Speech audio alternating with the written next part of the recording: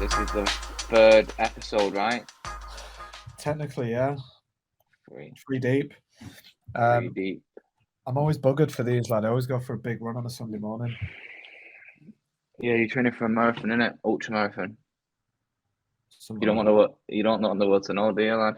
Not Just really. gassed you. I just gassed you a little bit, but it's good, bro. It's positive. Do you know what I mean? Yeah, when it's done.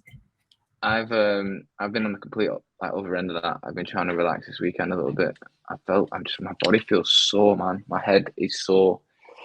Just finished another booking. I've just been at JKR in it for the first start of the year. So I'm just gonna take a week off now in between, but it's not a week off, like fucking there's still bare stuff I need to do. I'm just gonna start obviously it's nice to obviously have that time in it to start you know what I mean, keep pushing like projects in the background and keep pushing portfolio bits, stuff like that. What you don't have the time to do when you're booked up. I find it hard, that like kind of like in between of that lad, that of like having the booking and not having a booking and feeling as productive when you don't have the booking. Do you know what I mean?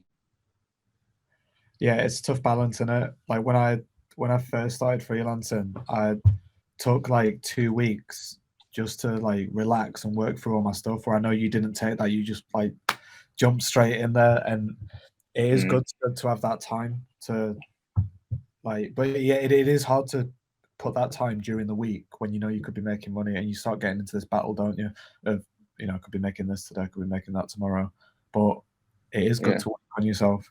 And I was speaking to a friend who's a photographer, and lad, I don't know how he gets by throughout the year. Like he's always just They make dough, lad. Because they make dough. I guess so. Do you know what I mean? He's always like, I'm doing a personal project. And he's like, I don't do commercial work. I do it every now and again. And I'm like, how do you do it? But it's really inspiring speaking to him because it makes me feel like I should take 3 or 4 weeks, at least like in a year, to be like, okay, cool. Like I'm just going to spend my time doing that, which hopefully next week is what we're doing, right? Well, we are going to do that, right? And I think, this is the first time we have done it. And again, it's getting out of that mental state of like, it's benefiting in the long run, isn't it? It's like what we do next week is hopefully going to help put us on in the future with certain other things without giving obviously too much away, innit? But just keeping things moving and keeping things ticking and doing it all still for the right reasons. Like we've both not gone freelance in it for a financial gain necessarily. It's for the experiential gain. And the stuff that we've both taken right from the agencies that we've both been at so far, I think is great and invaluable going forward. You know what I'm saying? So it's kind of like taking that off in between then. So obviously do some projects of our own that'll hopefully land us our own stuff, and then we can start doing that. Yeah, and it's like I've got this like bucket list of agencies that I'd like to go to, and when you're permanent, you're sort of in one place, like it's the same thing. Where like now you've got that opportunity to like I said last time when we were speaking to Danny, I think I said it on that one. It's just like being a student again. It's like being an intern. Like you just get to. It is. With more to offer in it. Like you've got more. Obviously you've got more things to give. It's just making sure for me. Like again, it's like trying to be working on the right stuff with the right people still. And again, not going into it just taking a booking because you need the money. Which is again is a hard thing in this day and age in 2023. Yeah, and something that you're really good at is giving 110% no matter what you're working on. I struggle with that. Like I'd like to make sure that I'm working on the right thing because I'm sure it's the same case for everyone on the planet. If you're doing something that you enjoy, you're gonna like give it your all. Yeah. So yeah, it is super important for me, and that's why we're freelancing, so we can be doing that stuff. We can be working on those cool projects, like those personal things that have got meaning to us. Like we know what we like. And the beauty of design is you can design those things that you like, whether it is jiu-jitsu or, you like listening to like grime or rap or whatever it is. Like you can work with some sort of artist, you can do a vinyl cover or whatever it is. There's loads of cool stuff that you can do. So yeah, man. But yeah, that's enough about us. We've got a cool one today, bro. This is a sick one. Man Night. Man Night, Andrew Bainbridge. he's obviously he taught us how to think, lad. Taught us everything that we knew, innit? I remember when I was finished college and I was looking for a university to go to, and I think he was the first person that I seen when I walked into Vicky building, just bouncing around like he does. Do you know what I mean? Showing me all the bits and that, and I had no clue what he was going on about me. He had me shook, you know what I mean? But what a guy. So yeah, today we got Andy B. Big up Andy B. I'm sure he'll be joining shortly. Yeah, we've known him for some years now, isn't it?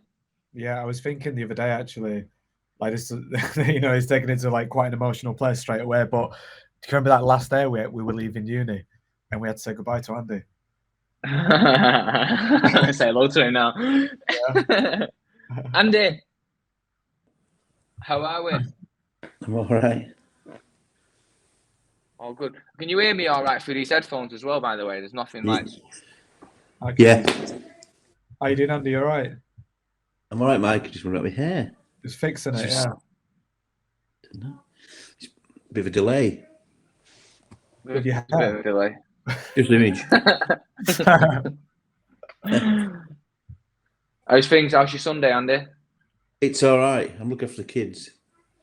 So I've got You got Elijah in both? the back room. She might pop in, you never know. And Jackson's on his skateboard. Oh, bless. He's out. It's a bit weird. There's a bit of a delay, isn't there? Oh, I think we're okay. I can hear you all right. It's not. No, it's not just image. It's just image-wise. It's the sound's fine. It's just weird looking at yourself moving a few seconds. Oh, yeah. After. Yeah, you have to stop doing that. Like, just look at me or look at Christian, and it should be all Yeah, right. if you pull us up and have us in the middle, then you should be all right. Right. Yeah. You can click on the different ones to make them bigger. So if you wanted to pick me or Michael, and then you drop down, but No, you're moving. you know. You move all right on the bottom one. I think it'll be okay in post. That'll be fine. But yeah, welcome to the What Does Your Mum Think podcast, Andy, and thank you very much for doing this. The third Thank episode. you for inviting me. It's the third episode, so obviously we're going as we go. But yeah, we thought we'd just kind of have a chat and see what's good, and see what's been good. Conference week. Yeah. How's that been? You've had some good people on this week, hasn't it? Just finished on Friday. So yeah, that was kind of about 5 months' work for a week's kind of talks, really. Yeah, so it was good. Everybody turned up. There's some pretty good talks, really. It was people were buzzing. I think it was quite well attended. So yeah, that's always quite nice. What was the highlights? Well, let's get the deal. It was good to get Greg Quinton and Nick Asprey, talking about Smile in the Mind.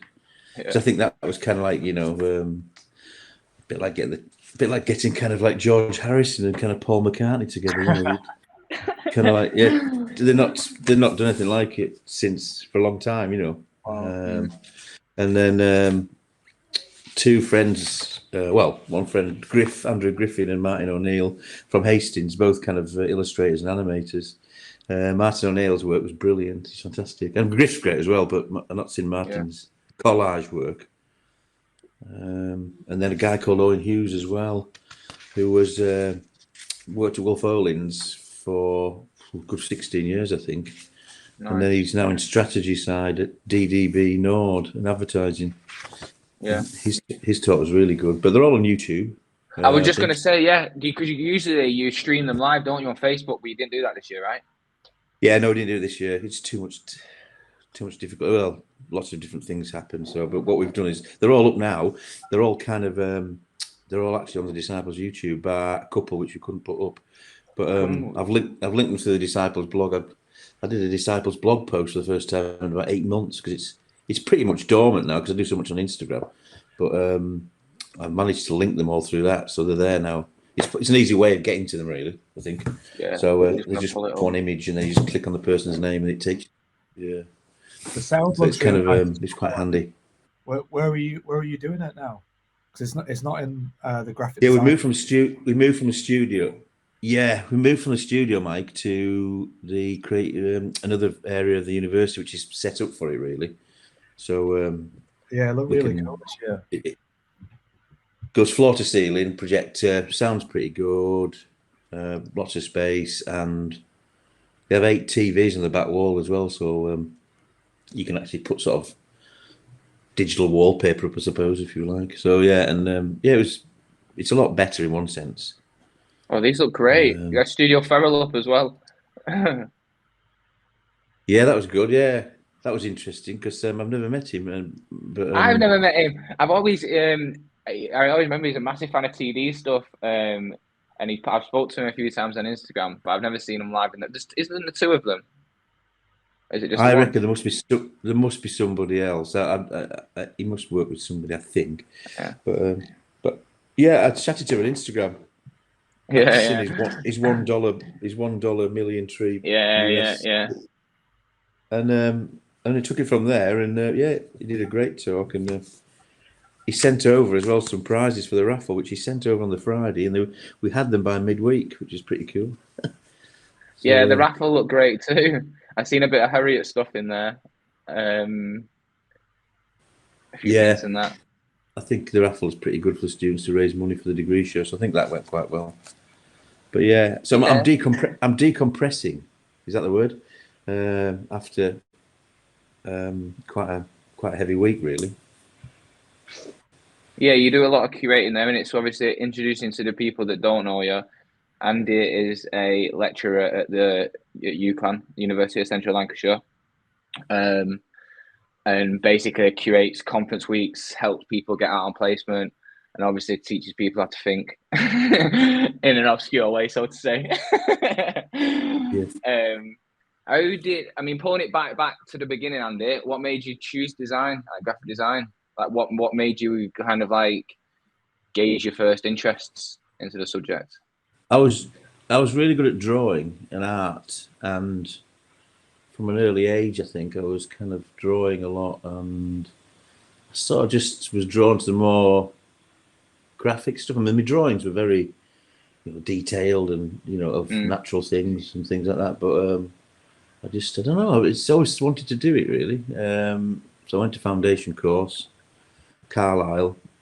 So after doing sixth form, doing art, ceramics, I nearly became I was very good at ceramics, throwing pots, and at one point I nearly moved into becoming a ceramicist, but I never did. But I went more into arts, more into the graphic side of things, and then I went to university. Well, it wasn't university then; it was Polytechnic. That shows how old I am. Yeah. Yeah, and then I remember going to 6 different universities. Those days you could scope them out. I don't know whether it's the same now because this is on my own, by the way, on my own. Yeah. I went to what's the one down south now? It's moved into the capital. It was down in Kent, Ravensbourne. So that was a long way to go to Ravensbourne because it was actually at that point in time you had to get off at London. It was down in Kent, virtually, South London. And then I went to Nottingham. I went to Central St Martin's. I remember going to St Martin's. And then Preston. Preston was the closest, but it had a good reputation. And I remember going and walking around, and there was a good group of students there. Really, who just said, "Yeah, come here. It's great." And that was me at Preston, really. What drew you drawn you into Preston? Who was teaching there at the time? Yeah. Well, I didn't really know who was teaching there, to be honest with you. Yeah.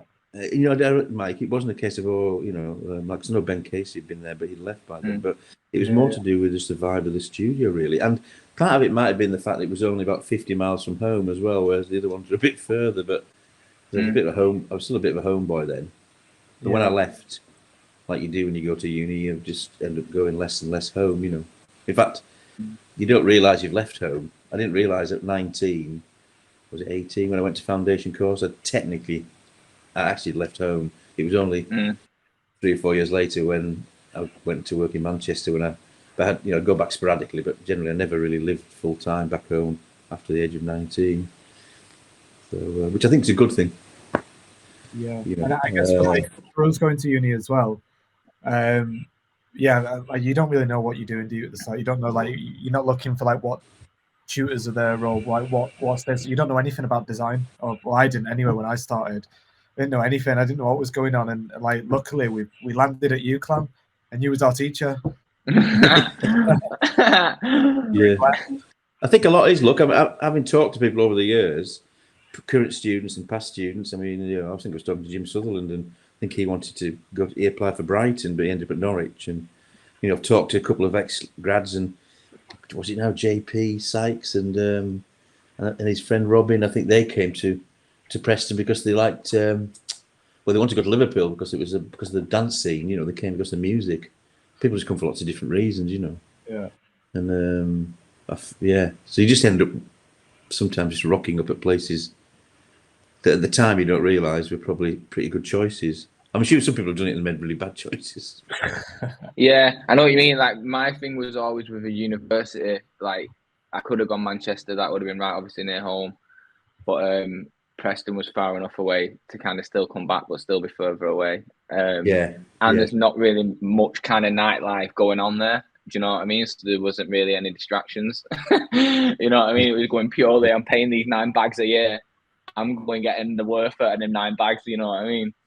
No, I do know exactly what you mean. It's kind of, I think I remember you saying to us that actually when you were there. You said it's good, Preston, because you can get your head down and get some work done, and you're not distracted by the big lights of a big city. Maybe always out all the time. Yeah, I would have been sucked in by it. Yeah. How different was the course taught back then to the way you've now taught it now, and what have you inherited from the way it was taught when it was first taught when you was there? To be frank with you, it's when I went back to teach, I remembered how we'd been taught, and the structure was still there. So it was just a case of picking up really and carrying it on adapted it slightly, but the creative thinking side of things, the 1 week projects and everything like that, and but slowly over the past 20 years we have sort of slightly changed the briefs and things like that. But I mean, one of the things that got in the way of everything is just the length of time you have. When we were there, it was three terms, 36 weeks. So you had and now it's down to 2 24 teaching week blocks. So increasingly you're having to teach students in a short time frame, but in a subject really where there's actually more to bloody learn than there was when we were there. Yeah. You know what I mean? You've got to. It's quite intense, really. It should be, but. But as well, Andy, that the 1 week briefs, like that, it's a little bit like the 1 minute briefs that you do on Twitter, in it. But obviously, we've got like a week to do them. And I feel that they're really like just set you on the ground running. Like you spend like 1 week looking at typography, like how do I get a little idea in that?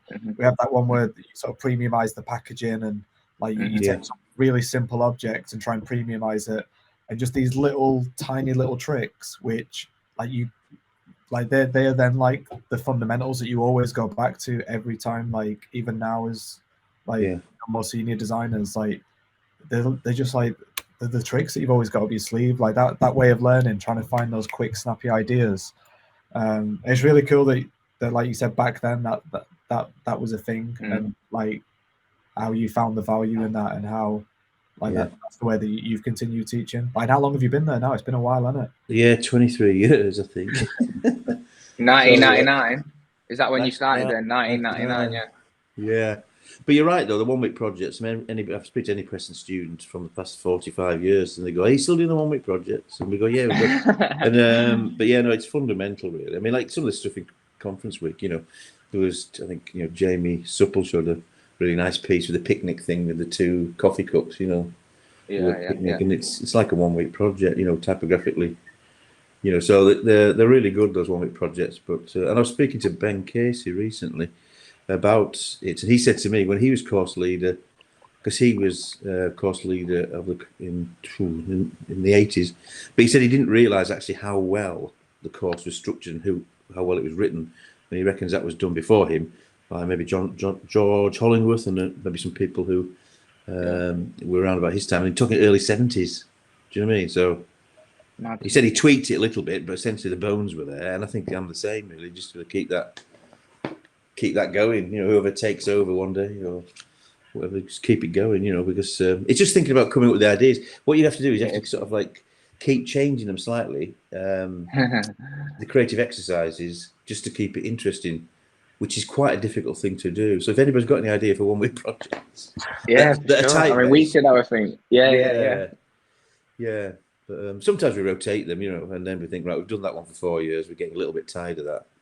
Because sometimes, as a member, when you're teaching it and you're saying the same solutions over and over again, you need to mix up a bit, and then, that can help. But you're right, Mike. They are the fundamental. And I keep saying to students, well, you should never. A lot of students forget about them as well. So even when you get to your final year, you should never forget about those one-week projects or the actual exercises. Because some people just think it's like a horse jumping over hurdles. They think they jumped over that hurdle. Right, we've done that now. We can forget about it. And they don't realise it's actually part of a, as you say, a bigger picture of It building. traumatized me, Andy. I can't forget him. Yeah, I mean, but when it clicks, when it clicks. Yeah. Sorry, Christian. Next week, please go, Andy. After you. No, I mean that's the thing, isn't it? Asking people to think is quite a challenge. When people come to uni and you've been to school and you go, right, you got a week, you know what I mean? And never mind a day. Here's a problem.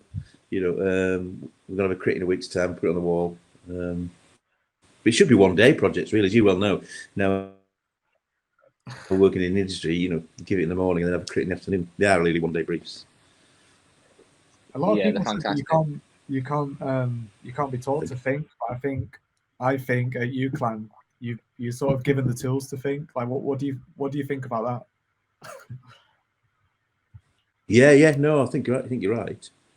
That's why it's a group experience as well, isn't it? The crit, it's important. Everybody's in on it. So as long as one person gets it reasonably right on the wall, unless there's 40 people in the room and the other 38 don't get it right, and one person does get it right, then we're away, and generally that's what happens. Not what happens. More people do tend to get things not right, but a more interesting outcome that we can actually talk about.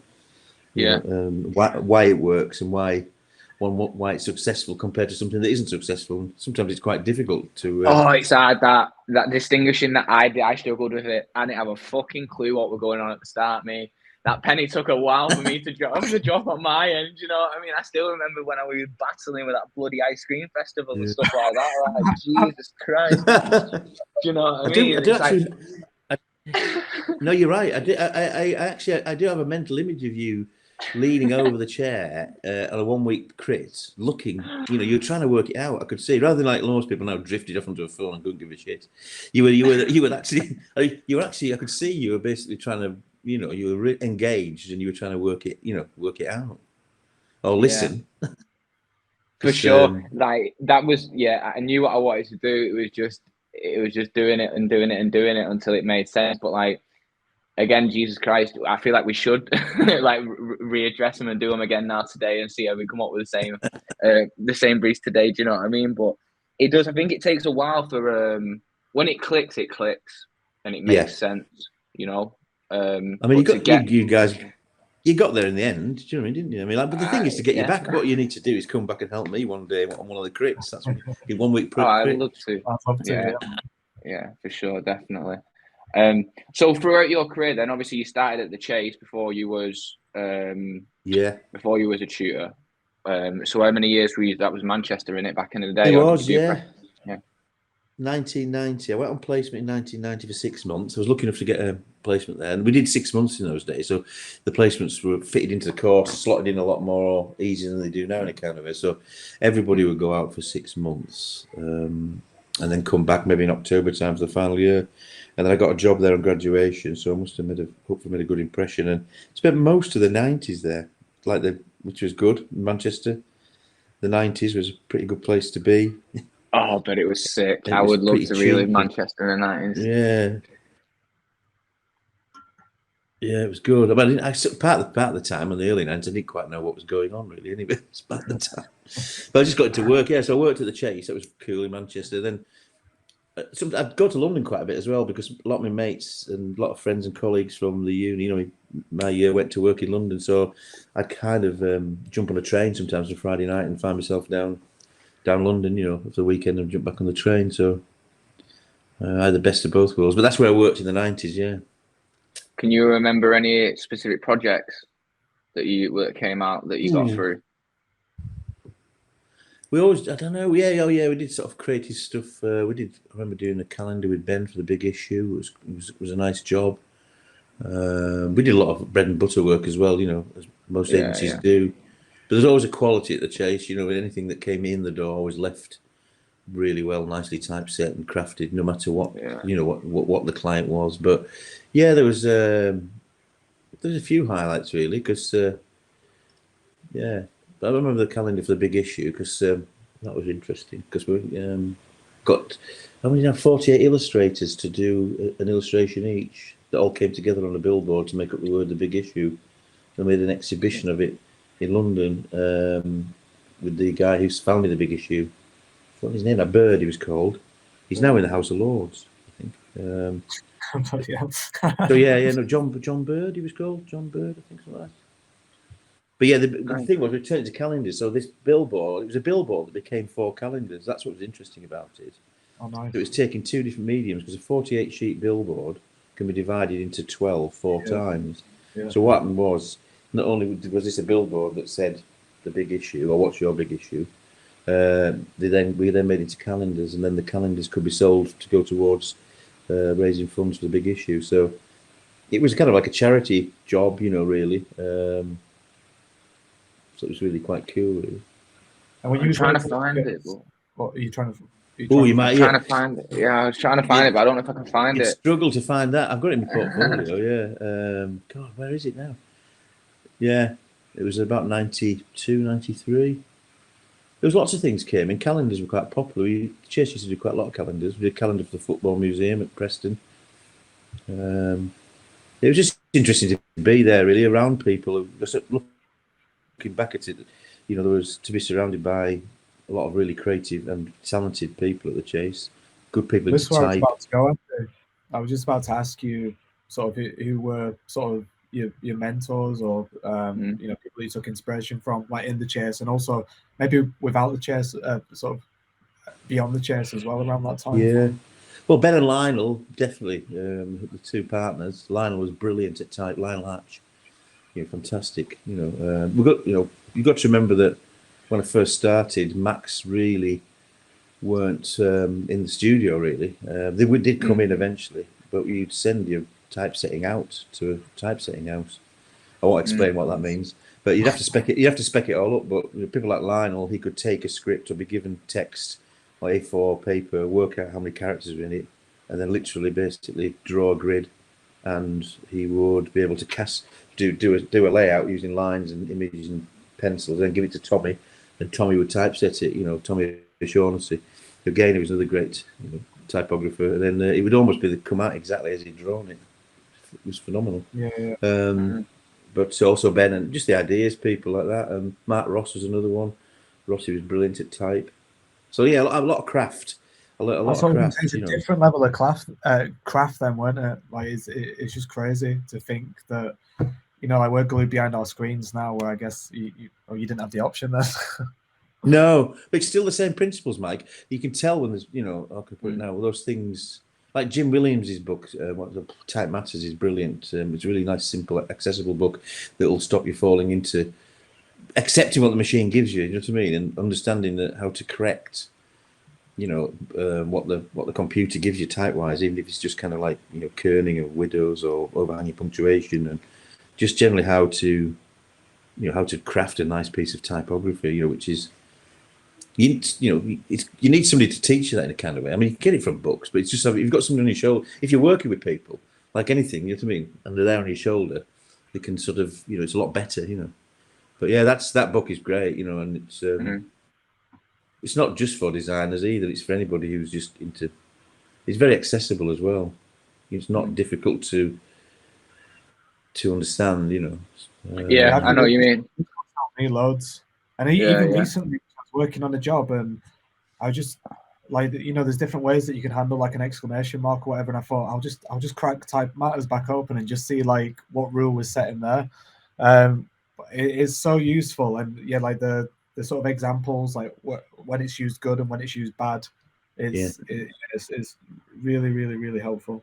Yeah, I mean, and Jim was also on the ground floor of the Chase when it first set up as well. Jim Williams, along with Ben and Casey. Yeah, so as I say, 90s, great design agency. And the thing about the Chase was, it sort of was trying to be a London. Well, it was trying to produce London quality work outside London. It was, and to compete with the London agencies, which it did quite successfully. You know, I mean, at that point in time, you know, most of the quality design agencies were obviously based in London, and there was in the provinces, you know, there was the odd good design agency definitely, but the Chase sort of set its stall out to try and compete with the partners and people like that, you know, quality on ideas based sort of work as well.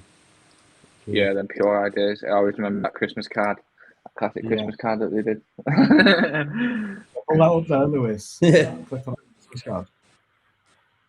So yeah, So and after the 90s, then I went travelling for a year. It was Oh yeah, you did, didn't you? that was quite cool. I feel like that's where I'm at my Just had career, to get- mate, you know. I feel like I need to go travelling, Andy. I think that's where I'm at. It's a good, you know. It's Go on. sorry, Christian. No, you go. please go.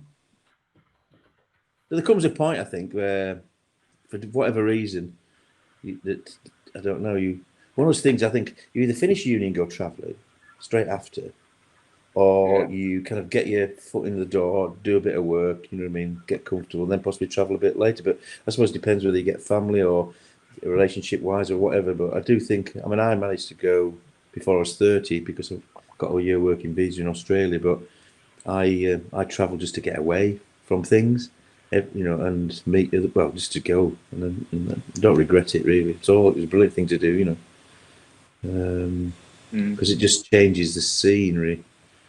You know, and if you've got a good portfolio, you know, nowadays you can travel the world with a portfolio, pick up jobs if you wanted to do, continue designing, stay in. You know, when I went to Australia, New Zealand way, so. So did you work out there while she was travelling, or did you just purely? Well, it's funny this. It's looking back at it, it's nuts. So I went with an eight. I took all my again, even in 1998. I think 98. I went, took my portfolio with me, a massive portfolio, and again, it's because you'd have to take a physical portfolio with you, wouldn't you? So I took that with us, but no, I just went. Andy Howell, actually, I travelled with Andy Howell, ex-Preston. Andy runs one of the partners at the Clearing, and he was an ex-Preston graduate, and we hatched a plan. I think it was in, Clapham Way. We were in a pub, and he was working at the partners at the time, and he wanted to go travelling, and I was down in London, and one night we said, "Come on, let's just go," you know, and then. I tell you what, and I couldn't drive. He drove around. He said, "I'll drive," and I said, "Well, I'll cook." And he went out there about a month or two before me. And then when I got over there, because I had a couple of mates in Australia, because the two lads from my year went over to Sydney after they graduated quite early on. One of them set up a company called Moon, Nick Morgan, Moon Design. They did quite well over there in Sydney. So when I went over there, it was good because I was going to see some old mates anyway. So, but when I got there, hooked up with Andy, and we travelled around. But the long story is, Andy had his portfolio. When he got back to Sydney, we travelled all the way around for about 6 months. We got back to Sydney, and the partners had just set up in Sydney. And because he'd sort of worked at the partners in the UK, it was a bit of an easy fit. And I think he ended up working. We were still living in the backpackers, right? He was still living in the backpackers, but he was going to work at the partners. And I had this decision to make. I was thinking, shit. And what do I do? And I hadn't really got the confidence, believe it or not. I just wasn't very confident in going back into design. And I quite, you know, what I was doing was I was washing bottles in and chefing in a very small restaurant near the backpackers. And I got into a groove doing that. I quite enjoyed it. It was me and the chef and the compere, the guy who owned it. And and and I don't know if I should say this live on a pod, but I'm just generally getting stoned. Yeah. Kind of like. I guess like that. And then I ran out of money, and then we had to come home. We came to a situation. We thought, hold a minute, the visas had run out, and we had to make a decision to leave. And me and Andy left. Went to Thailand on the way back. We thought of a holiday. We went for a year around the world, and on the way back we thought, we'll go for a holiday, as if we hadn't been on holiday already, you know. And, so we thought we'd headed to one of the Koh Phangan full moon party. Oh, amazing! Finish on a bang, and then after that went to Hong Kong. Dropped off in Hong Kong for a couple of days to see a guy called Richard Johnson, who's an ex-Preston grad working in advertising, and then we landed up back in London. And I was potless, and I think I had about 300 quid left to my name. So yeah. So through that again, we'll go through some of your work in a minute that you sent through. But you're always noticing these observations, right? Your observational skills to the, you know what I'm saying, chef's kiss. Yeah.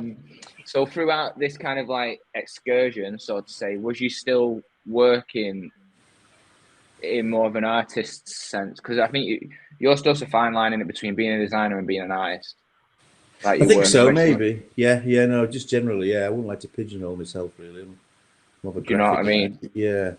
Just thinking and looking and observation Yeah. sometimes. So with that, yeah, that's what I'm saying. So throughout that excursion there, whether it be Hong Kong or Yeah. Thailand or wherever, were you still making these observations, and or did Not, you know what I mean?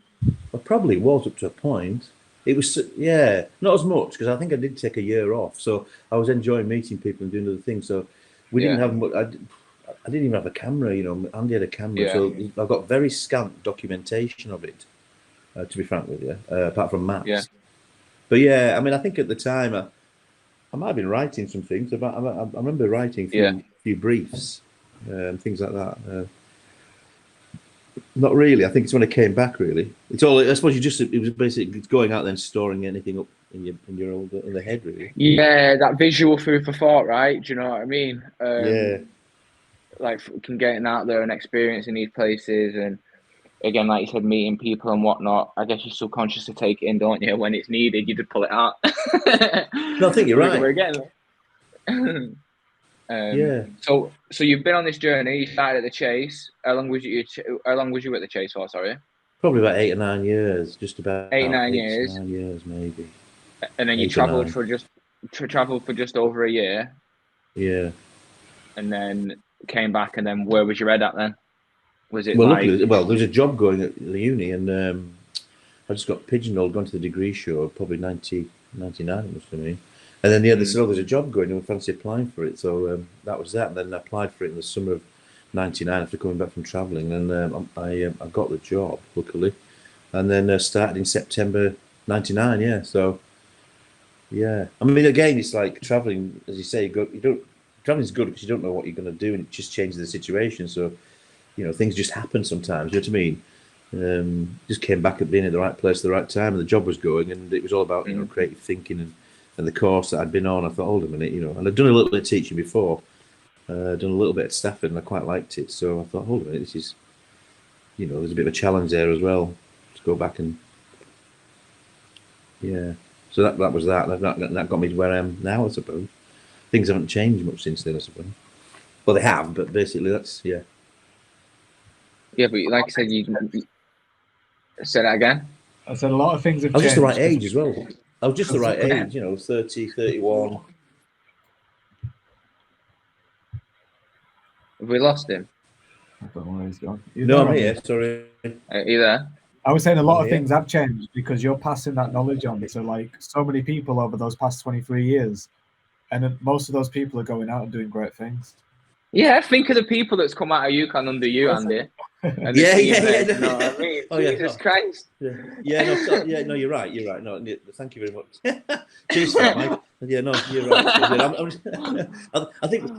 I think what I'm thinking of is basically I'm not traveling the world anymore. You know, I've been static for 23 years, i.e., something in the UK. You know what I mean? But yeah, we went you China, never get over it though. Yeah, China. That was it. Yeah. I'd like to go traveling once every 2 years, but yeah, no, I came back at the right time. You know what I mean? In the sense of 31, you know, I was raring to go, I was keen and everything, and you know, and it can be quite effective at that age. I think, you know, not to say I'm not now, but you know, the first 10 years of teaching, you know, I was never out of the studio really. You know, not having a family and stuff. I'd just be there till 8, 9 o'clock at night doing stuff. Yeah. It's a little bit more difficult now. You know, having family and stuff. But as you might know, Michael. Yeah, it's rough. At times. Yeah. Christian, I feel like you're reflecting very deeply because Andy spent 9 years working at the chairs, and like this period of time it's like where we are right now. We're like, well, I'm 30, you're 29. It's sort of that period of time. We've been in the industry for 8 years. And that sort of talk around going traveling and just trying to find yourself sounds pretty good, doesn't it? Well, I think just fucking forgetting about design a little bit too. Do you know what I mean? I think there's something beautiful in that, and then coming back to it, like there's not a day goes past where I'm not, you know what I mean, doing shit or like having to be somewhere and thinking about this, whatever it be, and whatever. And I've been like that since I never, like you were saying before. Some people take it straight after uni, right? But I was like, boom, I've just done this for 4 years, done a placement year, I've made the connections, I got offered the job at TV. I was like, I'm going working, I ain't fucking about going traveling. You know what I mean? I want to hustle. And now, like being however like 6-7 years into my career, like having, you know what I mean, at a senior point, and it's like, do I just kind of freshen up by not just not thinking anymore for a little bit and letting it kind of like just. Well, you can, Chris, because basically when you asked me, did I think of anything while I was over there my year in Australia design-wise, and I didn't. Do you know what I mean? I just basically enjoyed meeting people, seeing nature, and traveling around a pretty nuts country. To quite frankly, once you got in the outback, you know what I mean. You were on every single You felt like you're on every single bloody documentary, wildlife documentary you'd ever seen. You know, it was kind of like. Oh, it's amazing to see, right? And again, that kind of like perspective it gives you on life too. Like, funnily enough, I have been in conversation with an Australian agency recently, so we know something could come to fruition from that. But no, just getting a buzz. I mean, just getting a buzz off scenery, weather, nature, all that. Do you know what I mean? Didn't need anything else. Do you know what I mean? Didn't need design. I just needed to basically go and do that, and you know, obviously backpacking's great because you're meeting people every now and again. You know what I mean? But we're on a road trip. You know, we were in a car, 2 or 3, sharing petrol and just going from one place to another, camping out and just taking it a day at a time. Yeah. It is sick. I love it. I mean, like I said, there's 2 ways and of that doing refreshes it. Like you go get refreshed by not doing it, or you go with an agency in mind potentially and do a bit of both, where it's kind of like you have that bit of a kind of freeing up, and then with the back of your head thinking I might try and land at this agency that I've got my eyes set on and try and get, you know what I mean, and do it like that. I think it is time, Michael, to take some time off. We're just getting started. We're just getting fucking started.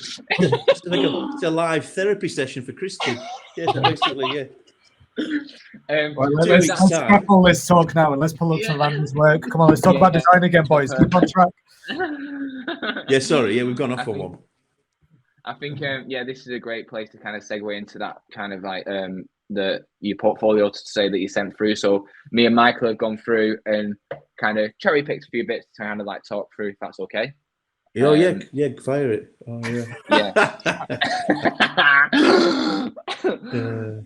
So to start off, do you know what I mean? But this is it, and I can imagine you, Andy, your thought process being in the car with your missus probably driving down wherever you're driving, right, we've got to pull over. We've got to pull over and get this shot. Yeah, no, that's absolutely bang on, Christian. We'd gone past it and she looked at me, she knew what I was thinking. Stop the car, get out, go back, take the photograph. Do you know what I mean? And do you know what? I don't know. I mean, you've got to. I mean, it's, you know, I think there's a bit of, self-deprecating humour is quite important, I think. And on a serious note, you know what I mean? I think you've got to be able to take the piss out yourself, because if you're going to give it as well, because sometimes I quite like taking a piss out of other people. So therefore, if you like doing that, then basically you've got to be able to basically take it. Otherwise, just don't give it. Do you know what I mean? And that's, But I mean, I won't be the only person who stood by that sign at all. In fact, if you ever go to, it's in Orkney. If you ever go to Orkney, Kirkwall's the capital. It's not a very big place, isn't Orkney? There's a little shop in Orkney, tourist shop, and it doesn't half make a lot of money out of that sign. You know, you can get tea towels with it on, mugs with it on. Twats everywhere. That's a lovely way, but again, it's that thinking, Andy, isn't it? If you scroll through to the next one, please, Rosalie. This is a killer. This is a killer. Yeah, this is about looking, isn't it? I mean, I was just, if you want to tell me, you're looking at 2 separate pictures here. I mean, on my left is what appears to be, well, is actually a piece of fish. It's taken from the Guardian newspaper, I think. I was reading on Telegraph, and it was a close-in photograph, and the article itself was about how we're running out of fish. Or at the time, we get a lot of our cod from the Russian cod fields in the water, but and that's all it was. But I was looking at it, and you've got to take this in context. 9/11 hadn't happened. That it was still seared in people's minds. The people who actually saw it actually happen live. I thought this looks like an explosion. You know what I mean? Kind of And then I just thought, I wonder what will happen if I put it behind a sort of cityscape. So I cut it out, and next month, we have an idea. I couldn't do it there and then. I was quite excited. That next morning I got up at 8 o'clock. I got up at 8 o'clock to rush into work to flick through it, and it's done in an analog way as well.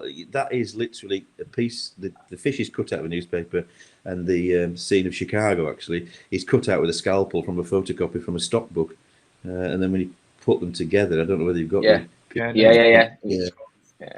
When you put them together, which is really what you've just shown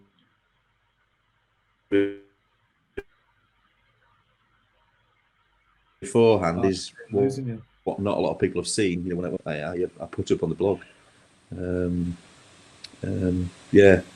I sent it to Mike Rigby, and he sent one back with a mushroom on it, and they would pick up. There was a little flurry on the internet with a few friends of mine sticking food behind pictures of.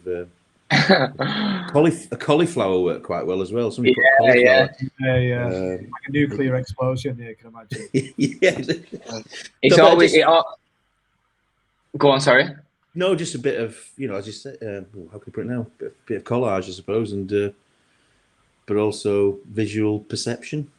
Collage. Yeah. Sort of it's really good, man. Like 10 out of 10. It's always got me and Michael, because I always remember. When I can't remember who did the ads, it might have been Mother, but it might not have been. I don't know. So sorry if I'm getting that wrong. But KFC did some ads a couple of years ago.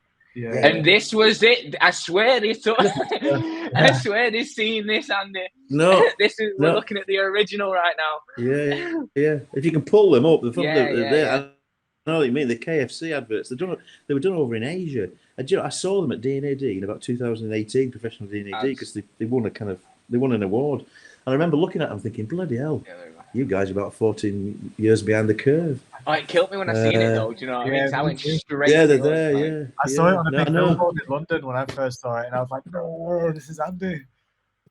Well, yeah, this is a really interesting conversation to have, because I saw them as well, and because I'd done it kind of in 2006, and it's just a one-off thing, obviously I'm not working for an ad agency, I'm not putting it to KFC, it's just me messing around and playing around with imagery. But when you see it, there's kind of two things that come in deep down. You think, bloody hell. But then you think it was only a matter of time, I suppose, before somebody made that observation again. Because that's an interesting point, because if you think of something, right, just do it, and get it out of your system. Because if you don't do it, then somebody else will do it, and then you'll start feeling kind of like Mark Hurst always said that to me, the creative director of the Chase I used to work with. And he said, look, Andy, because if you think of that, just do it, get it out of your system, because basically if you don't do it, you'll be really pissed off when somebody else does it. And you can always lay claim to the fact that basically you've done it first, if you know what I mean. Just And the beauty of Andy is that you literally just like cut two things out, collage them together. It probably didn't take that long to do, where sometimes I think it's easy to be like, okay, I'm going to take this idea, okay, I'm going to turn it into a brand, and I'm going to do this with it. And then it turns into like a months-long project, where you've done the exact same thing, which they probably spent weeks and months visualizing and art directing, and loads of money went behind it. You've achieved the same result in the price of a newspaper. Basically, same effect with a couple of squirts of spray out, a scalpel, and two. You're right. I mean, obviously the KFC ones are highly, we probably spent ages with a Photoshop and professional photographer, but the idea at the heart of both of them is pure, like regardless of the craft around it, and I think again that excitement that you talk about having, I love it when you get that moment. It's like when you have a tube moment, you're on the tube in the morning, and you're thinking about a brief you're working on, and you're like, fuck, I can't wait to get into work. I need to get out of here on my breakfast. I'm sat there with my jacket still on and I'm clicking away. Do you know what I mean? But again, I think I do.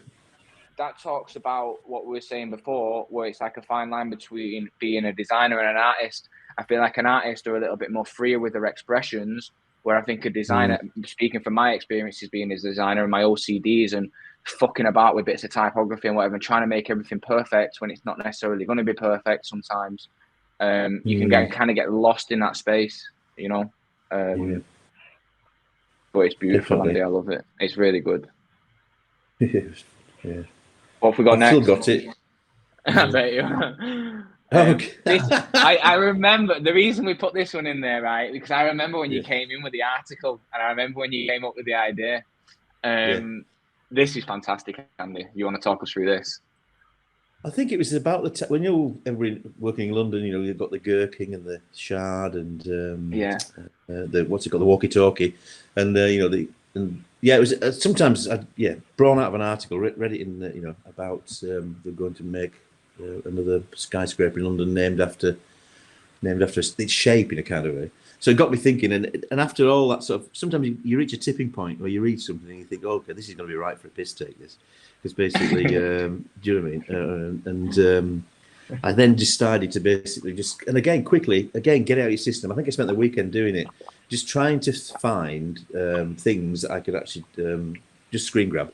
And then, because my Photoshop skills aren't great, and then just cut them out and stick them on, and then that could be possible potential London future kind of like high rises based on just shapes of different things. So there's a bullet there, there's a kind of dart, there's a bit of asparagus, and as I was doing it, it kind of like that was my initial kind of kick. I thought this is great. Then I thought, hold a minute, I know based on London, I tried to work out where these things could possibly be. So therefore, the bullet was going to be at Woolwich Arsenal, and something like I think the squeeze the lemon squeezer was Covent Garden, because that used to be where all the fruit and veg markets used to be, and then I think the drill bit was Exhibition Row. So when you actually look at it, there's 37. I think I counted them. There's 37 gags in there. There's 37.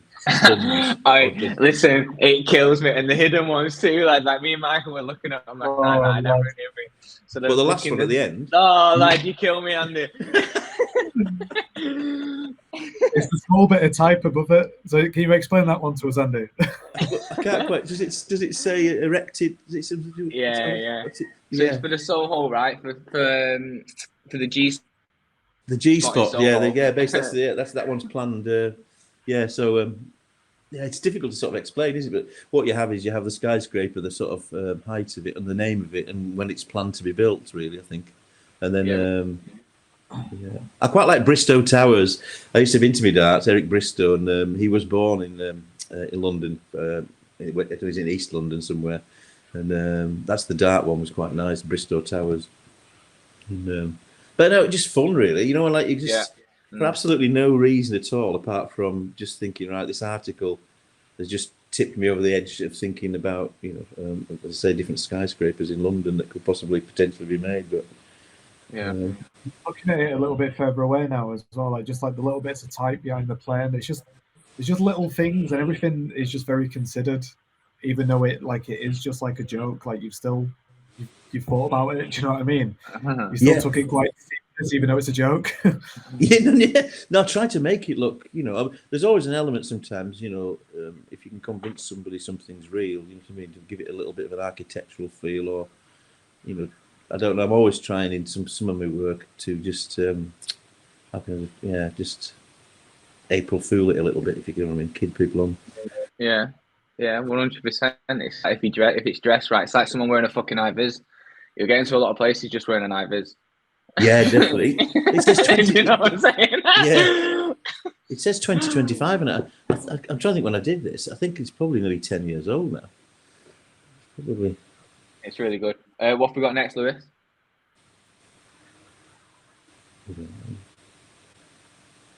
These are fun. I love the style of them as well. They feel very Manchester in the 90s, say. But I know it's not, obviously, it's London, but talk us through these, bro. These are two shots taken separately within the same weekend, I think. And me and Claire, my wife Claire, when she was working at Habitat, lived in London full time, and I was down in London at least 3 days a week, and then working in Preston 4 days a week. So, which I quite enjoyed. And we used to go to the Tate. I think the Tate had opened a few years earlier, the Turbine, the big one. I don't know whether you could actually do that one on left. I'd be that busy there really. But I said to my wife, I said, if you get on the balcony, can you please just take a photograph of me down there? So she was on top of the Turbine Hall. And this was this concept. This is where the art thing comes in, I suppose. I was deliberately going to two art galleries and deliberately not looking at any work, or appearing not to look at anything. So they're taken with me looking at a wall right up close, but looking at nothing. But also my head is slightly turned to the left-hand side.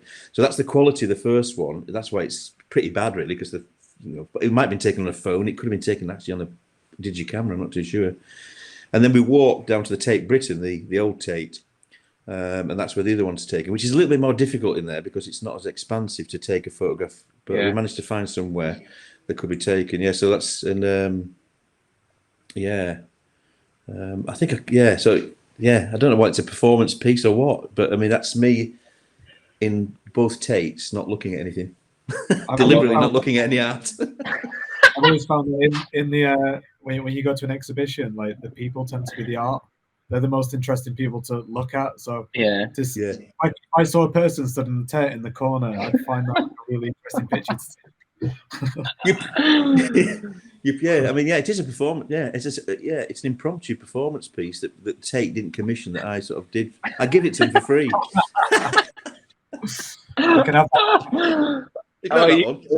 You killed me. I mean, there is another thing there, which is kind of, that book. It's a brilliant thing. Whatever you think the opposite. And I think, if anybody's listening as a designer, sometimes it's a really good thing to do. Whatever you think, just absolutely think the opposite. Now, obviously, you go into an art gallery and you think the one thing you're going to do is look at some art. Do you know what I mean? I'm going to an art gallery. Well, don't. And that's me not looking at any art at all. Do you know what I mean? I'm not interested in Damien Hirst or whatever. I'm just interested in just my piece of work, I suppose, or just having a laugh, maybe. Yeah. Maybe I'm up. I don't know. But that's really good. I love him. I love the style of him too. I love the graininess and everything. Unintentionally complements it, I think. I like the stuff you're pulling up. It's good. You got guys? I've got you. I think you're back. Sorry. You're all good. It's all good. Don't worry, Andy. Let's hit the next one. Oh, I love it. This. This is a killer. Andy. This is taking some. Talk us through this moment. Is this a bus ticket? Yeah. It's fucking good, Andy. This is me sat on the back of the bus in Preston, upside. I've just sat there, and I tell you what's interesting about this is about a kind of engaging with the real world. And I remember looking up on the bus, and I think to a man or a woman, everybody's on their phones. You know what I mean? And I don't know whether at this point in time, I don't know if I had a mobile phone that was interesting enough to watch, because I think I might have been going around with an old brick, because it's not that old, because I was a late adopter to one of these, and I just bought myself a ticket. I bought the ticket. I was just looking at it. I was thinking it was just serendipity, I suppose. Yeah. And also like the fact it is a bus ticket. It's a ticket that's a bus, really. It's really. And there's no Photoshop there. There's no Photoshop there, Christian. It's just I just like the front of it. Yeah. So that's it, really. I mean, that's just one of those, as you say, one of those little observations that kind of I might have missed if I've been actually looking on my phone, scrolling through. I don't know what. It's really good. So it's what we do on it. Like it's everything on it. Like even the Preston bus typography. The windows, even the bit of type up top looks like the wind. You know what I mean? Like you said, it is serendipity, but you've got to look to see that. Yeah. You've got to. Yeah. Like. You just get a buzz of it, don't you? Just get a buzz. I mean, I'm sure you do it all the time. I know you do. What's that? You get a good one.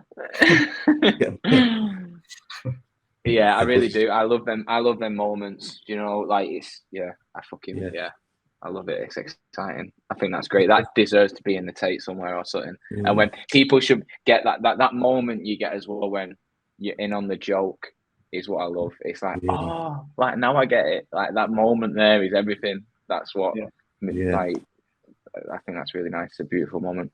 If you go to the next one, please, for us, Lou. This is fun too. Wow, yeah. Crikey me. This one will take a bit of explaining. Talk us through this. This is a Valentine's card. Valentine's, yeah, God blame me. It takes a bit of explaining this. Well, it's just what you see here is a till receipt, and it's in Manchester, and it's lacquered because till receipts fade with time, so it's sprayed to try and actually preserve it. Because what you have is apparently a shopping list of items, but secretly hidden down the left-hand edge, range right, that's what range left, is the word "Be My Valentine." I think, I'm not too sure.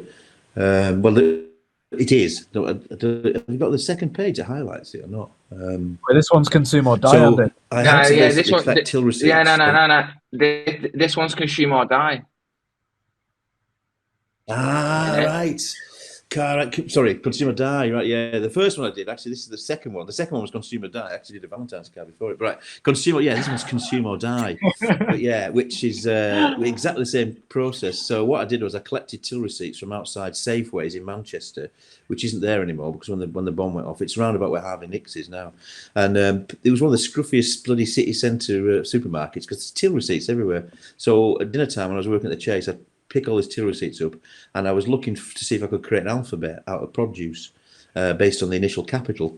And once I actually I did actually get to an alphabet. Once I had that, I realised that I could go into the shop and purchase items that would then, when they're tilled through in a certain order, would actually create a hidden message down the left-hand side. In this case, consume or die. And I remember going. I went at 3:00 in the afternoon because it was a city centre. Most people used to go there for the lunch and then at evening time to get groceries for when they went home. So there was a lull, and in kind of like, because I had to basically stand there once I bought them, and then put them on the conveyor belt in an order and make sure that the person at the till grabbed them in the right order I wanted. Because this piece of work really relied on one thing, which was the till receipt.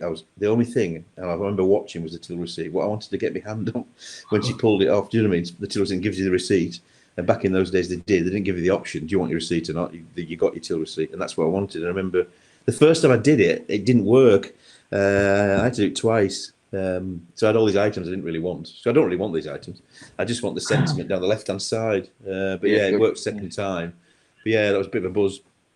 Yeah. That one. That was kind of like, yeah.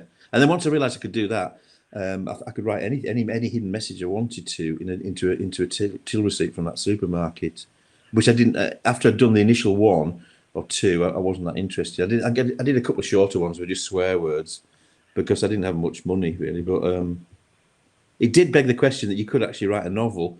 You could actually write longer poems and things like that, depending on the depending on how much money you had, how much till roll there was. But yeah, it's a bit of a nuts idea, but people always like it because it's kind of like, I don't know, it's more about the performance, of actually doing it, you know. But I love the fact that basically it's dated and timed exactly to the minute, and also it's got all the details on it, the year I did it, the time I did it. And also, I think forgotten the name of the lady at the checkout as well. It says at the top, you know, you were served by Jill Ainsworth. Is it Mary? I can't see it. Yeah. So yeah. Yeah, Mary Wakefield. Mary. Big up Mary if you're listening. Mary Wakefield. Where is she now? Go on, hit us with the next one, Lewis, please.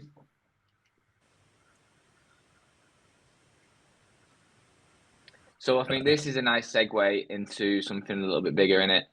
It is actually, yes, I suppose. It's the animals.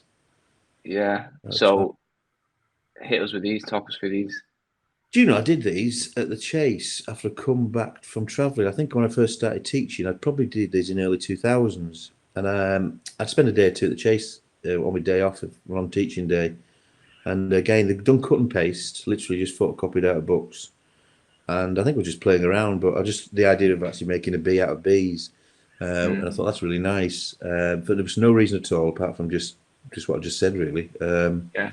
And then somebody suggested it did nearly lead down whether I could actually make a giraffe out of G's, you know what I mean, or a sheep out of S's. But it got too difficult. So I just created these, and that was it. I just liked them, and I just messed around with them, scanned them in, and every now and I'd use them for little posters now and again, and that was that really. But yeah, I mean, it did lead. I think looking back at it, as you say, it did lead on to another project that I did later on. So yeah, so if you flip down, so this was the kind of like catalyst for that then, yeah, going forward. If you skip down to the next page, please, Lewis. Yeah. So obviously we're looking at here typographic specimens, which I do have on my bookshelf. Hey, you can plug it now. Yeah, you can plug it in. The next page, I've got your Amazon on there. Everything. Don't worry about it. Andy. We're going to get linked up lots. You know what I mean? We get do some stock ups after this. Yeah. 2017. 2017. Mad. I know it's 6 years ago, I think. Yeah. No way. I'm gonna see if I've got it here. I don't know if it's on this one. It's flying off the shelves. I struggle getting older ones. You know what I mean? Tell you what I've got here as well. I've got one that you showed me in an old one that you showed me when you was first doing it. Yes. And I think I mean, this kept it. This project's a really good example of persistence, I suppose. And it came. I mean, the bees aside, actually, the bees actually weren't related. Even though the bee doesn't actually appear in the book, this was all about me doing a project at school, local primary school.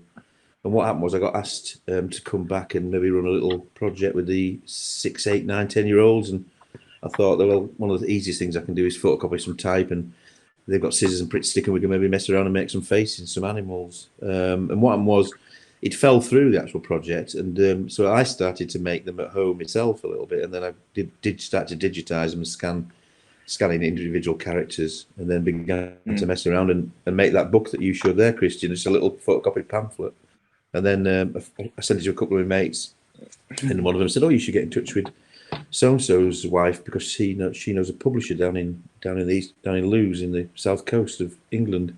So I sent them there, and it snowballed from there, really. This guy said, "Oh, yeah, come down to London, we'll have a meeting and bring all his stuff down, we'll talk about it." And at that point in time, I was doing faces, people and animals and giving them names and a little bit of a description underneath. And after that meeting, he said, "Yeah, we're interested in producing this. Just do the animals, forget the faces for now, the humans, and just do the animals." And then from that point onwards, most of my downtime was consumed in scanning in and creating as many animals as I possibly could, and then it became the book, really, and then it snowballed from there, really. So it's interesting kind of. I never set out with the intention of being published, but it was a really lovely thing in the end, to do, and yeah, it's great. I love the narrative that you added to it as well. So yeah, could you explain a little bit about the guy who stood in the middle? Yeah, my great ancestor, the Reverend Jackson Whitehead. Right, this came about because once I realised the book was going to be published, I didn't really believe it until sort of halfway through. I could pinch myself, but that meant I'd always liked the idea of having a nom de plume, or a pen name. So when you have a book or you write a book, some people actually have an alias, pretend to be somebody else. Yeah. And actually, when I was starting the Disciples off, I had actually blogged a couple of articles and signed them off as the Jackson Whitehead, who is actually, I go back in my family's history, Whitehead is a surname from my dad's side of the family, and there was actually a reverend, quite Methodist ministers back in the 18th century, in 1800s. And so I thought, this is, hold a minute, I could actually create a background story to who actually made these animals out of typography. And I started to create this whole backstory of the HMS Beagle, which was the ship that went around the world with Charles Darwin, the famous one that went and documented all the bird life and stuff, and he came up with the theory of evolution. And so I imagined a sister ship that was actually an imaginary sister ship that went around the globe with them. And the Reverend was on that, and he was basically there to help the men's religious kind of look after their religious well-being and things like that. And so I create this whole story. So not just doing the animals, it sort of then began to get even more outlandish, if you want, for want of another word. Yeah. And then so I eventually took a photograph of myself in Victoriana, and I grew my moustache for 6 months or so, and then. And I also was lucky enough that I could actually go back to the farm where I'm sort of brought up, and there's lots and lots of kind of it's like a depository for all our family history. So there's lots of stuff there that's from the 1800s. So when I launched the book, we sort of had we kind of like got all this stuff together, and they told this story of this imaginary Victorian chaplain who had actually made all these animals while he was actually on the sister ship to the HMS Beagle.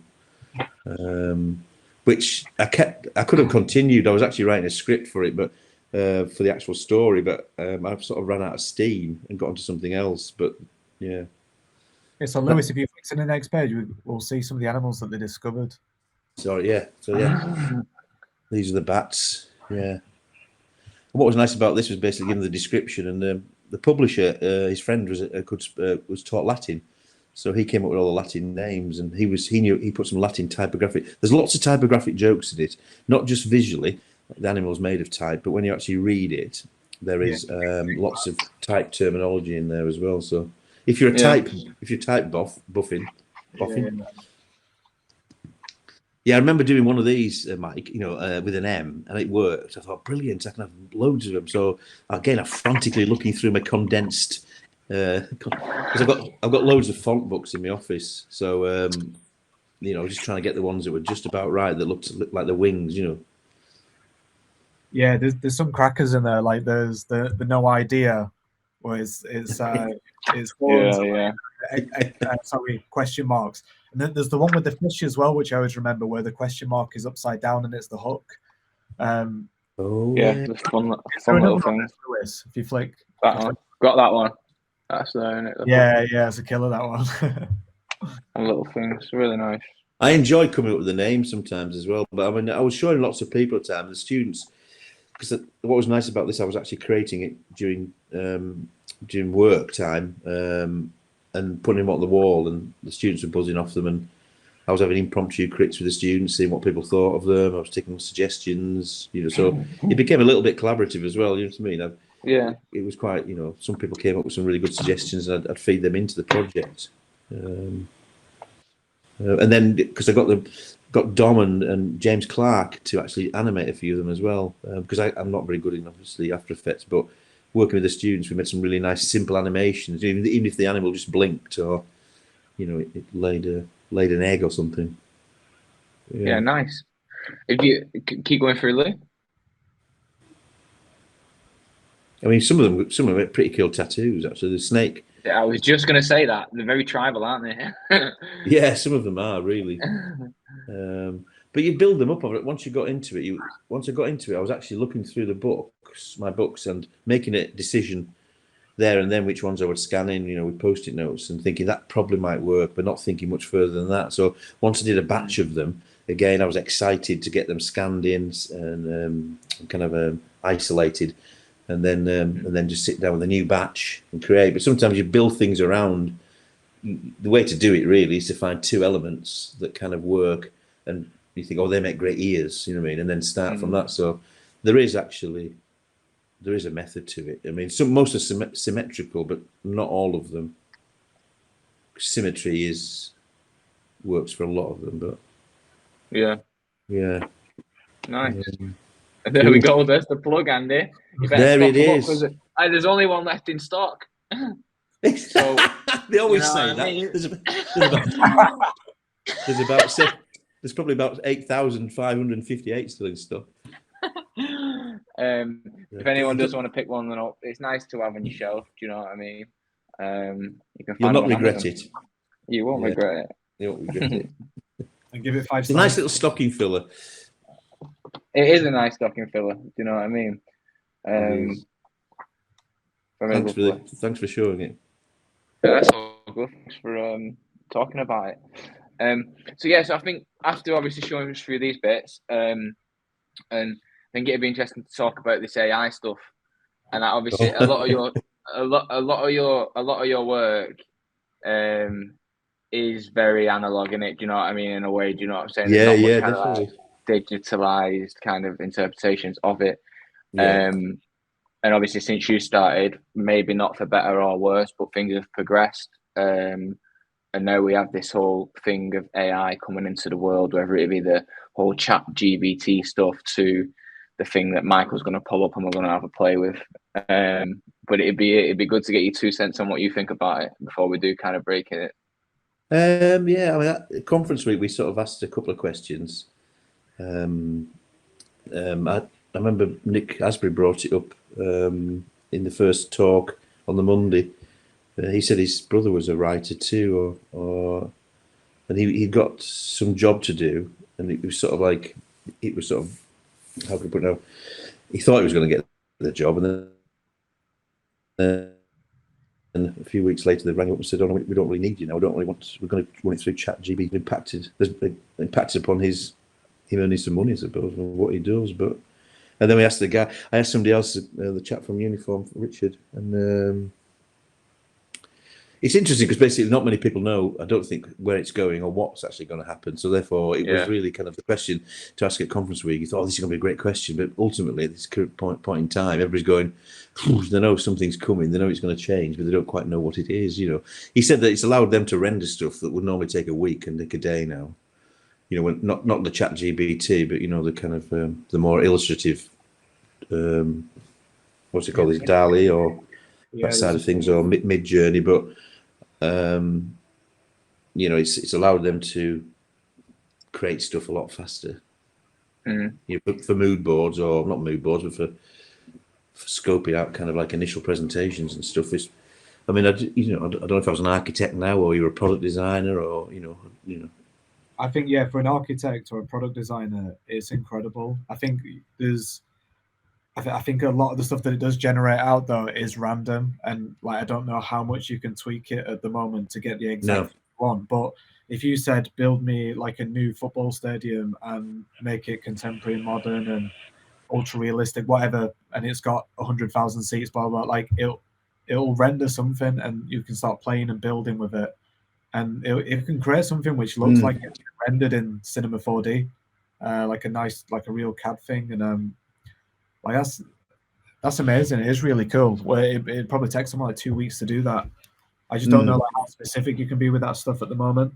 But what you were saying then with storyboarding, I've been working with a few people in the sort of NFT world, and they're all their heads are all in this space. And I've seen people do some really cool stuff by storyboarding an idea.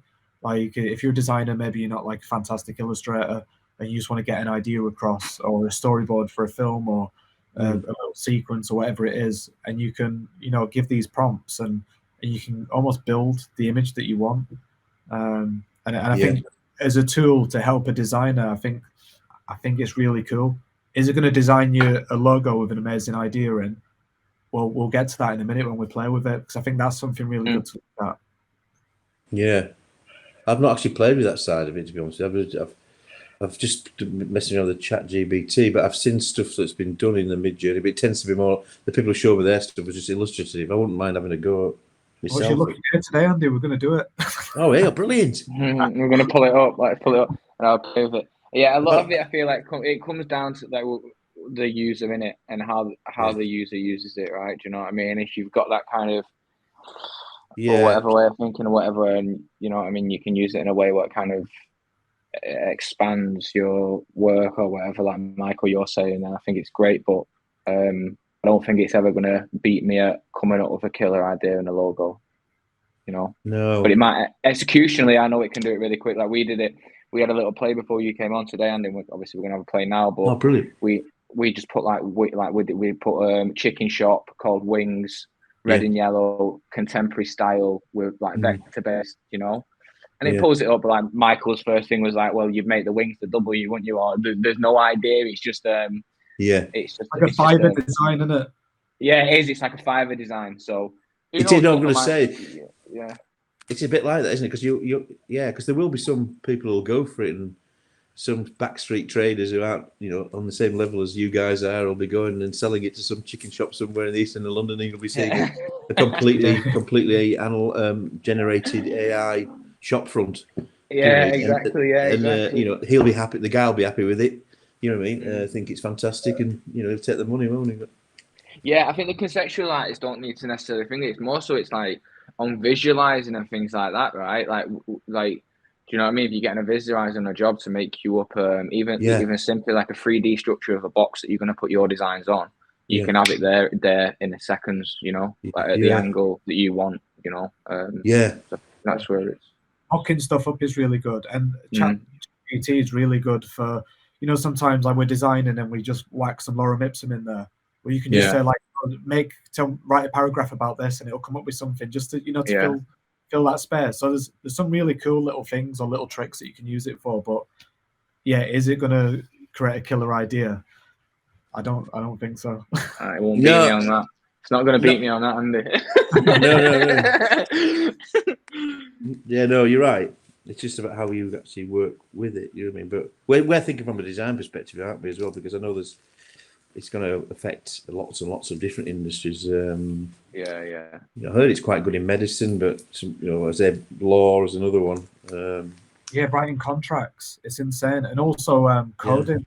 People that are coders, they need a bit of code to make something work. Yeah. Ask ChatGPT, like, fix this thing on my website, and it'll write the code. Well, this is it. I mean, you know, there's going to still need coders up to a certain level, but you would have thought if you were a coder now, you'd be thinking, hold on a minute, you know, just in 2 or 3 years' time, or will I actually have a job? Or will I just be in charge? Or they'll need less coders, just be in charge to basically check the code. Yeah. Do you know what I mean?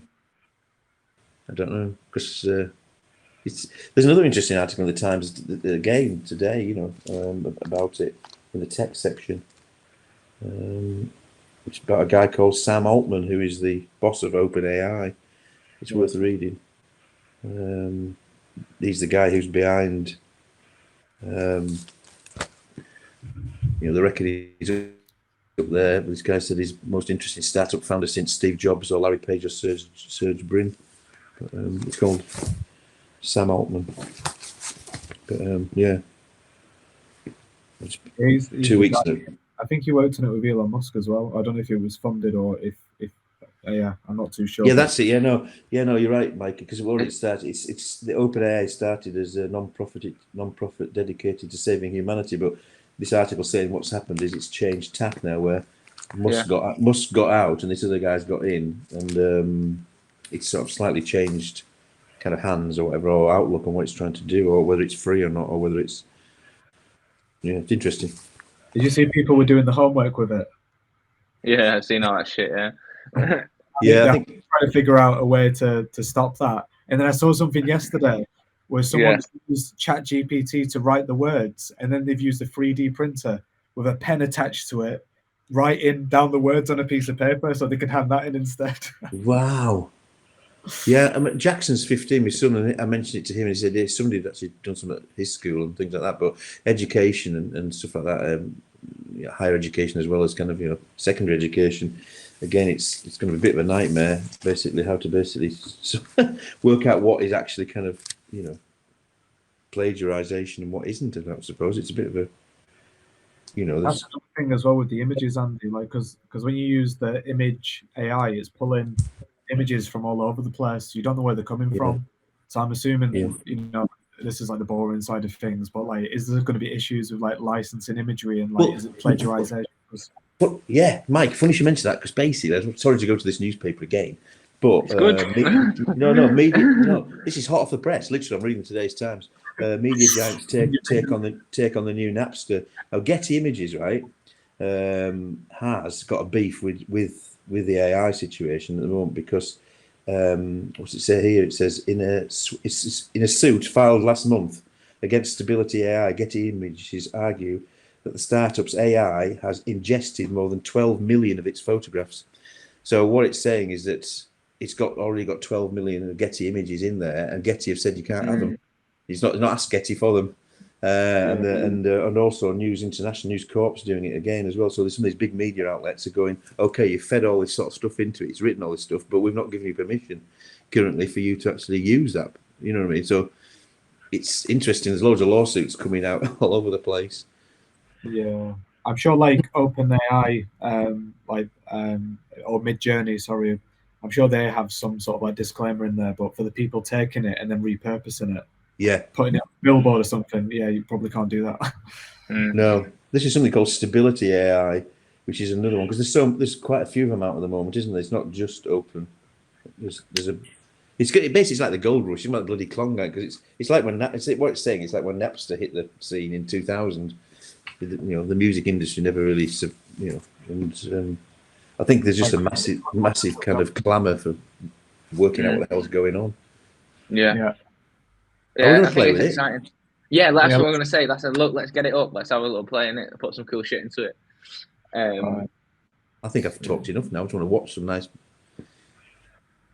I'm gonna have to do something. It's been great, Andy. This has been awesome. It's I need to get on. I need to get on the more image-based one because I've sort of messed around with the ChatGPT. And so, have you got that up, Andy? Big day. If you click on Michael's window, yeah, then you should be able to see it. Yeah, is this the one with all the faces on it? Yeah. So basically, So this is Mid-Journey, but you have to use Discord, so it's connected to Discord, which is like a chat thing. So it's all a bit backwards how it works. You have to go into it's almost like a forum. So you pick a room to go in, and then now we can type any. We go to imagine, and then we can imagine, and then we can type any prompt. We can type any prompt in here, and hopefully it'll make us whatever we want. So for context, yeah. So read that. So the one above there that's just there. They've typed in to get that minimalistic mirror reflection, landscape snowy house with car garage, midnight soft lights, foggy HD wallpaper, soft colours. Yeah. So click on that. Yeah. You know what I mean? Yeah. So the more specific you are, the better image that gets generated, right? Yeah, definitely. Yeah. I'm with you. Let's put some crazy shit into it. Andy, hit me. What comes to mind? What can we play with? I don't know. We had a parrot before drinking a cup of tea wearing some Nike Dunks. I wonder if you make me a really nice Sunday dinner. Yorkshire pudding. Well, what we have Sunday dinner? Sort of roast beef, Yorkshire pudding. Broccoli. You don't have to. Nah, it's good. I think the York. No, I tell you what. I tell you what. Okay, no, right. Oh, can it render a kettle in an Art Nouveau kettle? Like if I'm a product designer, right? I just take something as mundane as a kettle. Yeah. But actually create a kettle in the style of, well, you could say a surrealist kettle or an Art Nouveau or Art Deco kettle. It'd be interesting to sort of take an artistic style, that's from maybe 100 years ago or whatever it is, just to see what. I'm gonna fuck myself up here, but Andy, how do I spell Art Nouveau? Come on, you still my. Oh my god, I'm as bad. Art Nouveau. I'd have to. Let me see. Let me get it up. I don't know. Wait. Nouveau. N-O-U-V. Is it N-O-U-V? No, it's not. It's N-O. It's N-O. N-O-U-V-E-A-U. E-A-U. Yeah. N-O-U-V-E-A-U.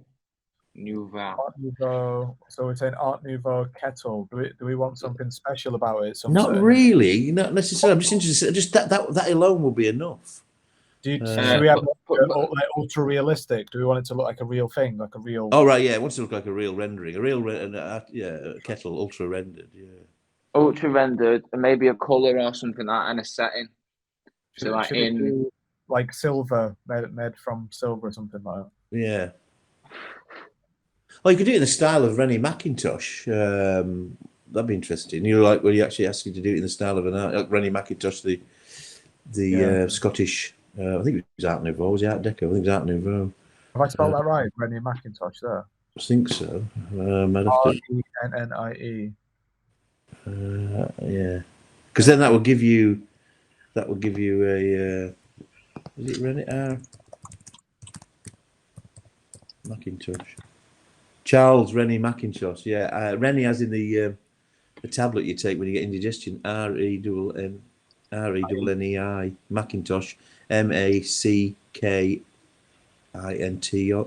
Macintosh. Charles Rennie McIntosh. Okay, so I've got Art Nouveau kettle made from silver in the style of Charles Rennie McIntosh, ultra realistic render. Yeah. Okay, HD. Should we try that? Yeah, give that a bash. All right, here we go. It'll take probably 30 seconds, a minute to do. But it's quite nice to see how it starts to build on the image. Yeah. So it's sending the command now. So yeah, we might have to sit and hold tight. No, don't worry. I mean, I tell you what, I started conference week off with. I did the Chat GBT intro, so we had it on a loop. I asked it to basically write an introduction to a conference based around ideas and creativity. So it wrote me the introduction to conference week, and then we asked it another couple of questions. I think the second question was basically why is ideas design considered to be maybe better than style-based design? And then the third question was where do you get your ideas from? So obviously the last question was he said I'm an AI bot or whatever. I can't come up with ideas, but it's quite nice to have it on. It was quite nice to have it on a loop, but we didn't show it very often. But I quite like the idea of having it in the background when people came in, to the conference just to sit down. Oh my God! There you go, Andy. There she is. Bloody Nora. So I think what's really cool as well now. So you can pick. So this one's number 1. This one's number. Can you see my cursor? Yeah. This one's number 3, and this one's number 4. Now we can select one of them to build further on. I don't think we can add another prompt, but we can pick it, and it'll do 4 more versions of that style. So do you want to do that? The first one looks pretty. The first one looks pretty good because they had a bit of with a bit of colour in it. I'm just thinking off the top of my head actually what looks a little bit more Macintosh. Yeah, because he did do. It's I wonder whether. I see. Yeah. Macintosh there, no way. All right, let's. Okay. So I think if we click U1, it should start. I wonder if it does give you the best one. What he considers to be the best one first or not. I don't know. I mean that's mad. It's giving you 4, but I mean, what? Your head just falls off because you could then put that into Sotheby's auction catalogue, right, and pretend it was actually real. Do you know what I mean? Put a date and time to it. You can start to falsify stuff and get the Charles Rennie Macintosh world up, because collectors and stuff like that. I mean, they'll probably spot it straight away, but that's pretty remarkable. It's not, isn't it? Yeah. Right. Yeah, that was. I mean, I forget the Sunday dinner because one of my first things about this because I had just seen people come to me silly pictures like a fridge on top of a hill and stuff like that, but from an artistic and sort of education background, thinking about different styles and taking say product design and things like that, and taking somebody like Macintosh and an object, and seeing, whether he designed a kettle or not, I'm not too sure. He might well have done actually, but he's more famous for his sort of chairs and furniture, I think. But yeah. What's going on here? Sorry, it's. No, you're okay. All right, so it's building 4 more for us now. Sorry, I should have clicked V. So V is variations, and U is to upload. So to upscale it to make it nice and big, so you can save it out as a nice render. Okay, so here's our 4 versions on it now. That's quite nice. It's got a different sort of spout on each one. Look at that. That's mad. Oh yeah. I tell you, the second one at the top, the one with like a trumpet. Yeah, it might spray the water out of that one. Yeah, no, that's I don't know. There's something about that that's a bit odd. But the other ones, that's beautiful, and that's insane. Feels very Harry Potter. Yeah, I love that shit. A lot of the Rings. I love that shit. I wonder if he actually did. Lewis, pull that up. See if he's done a kettle or a teapot. We put kettle. We probably should put teapot, shouldn't we? But yeah, Charles. I don't think he did. I would imagine. Oh, it's got some liquid coming through in the bottom, I think. Where's that red light coming from? It's a madness. That's crazy. Should we test something else, and then maybe after that, maybe we test a logo, or maybe we can jump straight to a logo. Yeah. Let's just go to a logo. Yeah. So let's do a logo for something. It has taken his. You know what it's done? It's taken his stained glass work. Because looking on Google now, he's famous for his furniture and stuff like that. But his stained glass work, so it's kind of incorporated the stained glass work into the kettle. Is there any way you can actually, Mike, just send us that after this is finished? A screen grab it or something? Yeah, of course I can. Yeah. I'd love to show it to Claire. Yeah, for sure. Right, let's do it. Sorry, let's do a logo. Right, what? Right, logo for what? Something obscure. I wonder if you can actually do it a lot. I wonder if you can actually feed in a logo that actually does positive, like the FedEx thing. Just put in there whatever the logo is. A bit of positive, negative. You want something clever in the positive, negative space or something. I wonder if you could. Yeah, I wonder if you could do that. So negative space. I suppose you can be specific and say, look, you've got a company that's got, you want to use an initial W or something like that. You could actually be specific, and couldn't you? Or a B, a capital B, but you've got to use a positive, negative space. Yeah, we'd have to tell them that though, wouldn't we? Because they wouldn't be able to like determine what goes in that negative. What that idea. No. Yeah. No, maybe not. Yeah. What needs? What? Yeah. What about? Yeah, too. What about for the Olympics or something like the next Olympics or? Olympics is a good one. Yeah. Either Olympics one or something for the European Championships or even. When's the next Olympics meant to be? Because that'll give you a country as well. Because sometimes 24, isn't it? It's 2024. It's next year. It's in Paris, isn't it? Right, there you go. Summer Olympics. So if we did every 4 years, so 2028 Could the brand guidelines as well for you.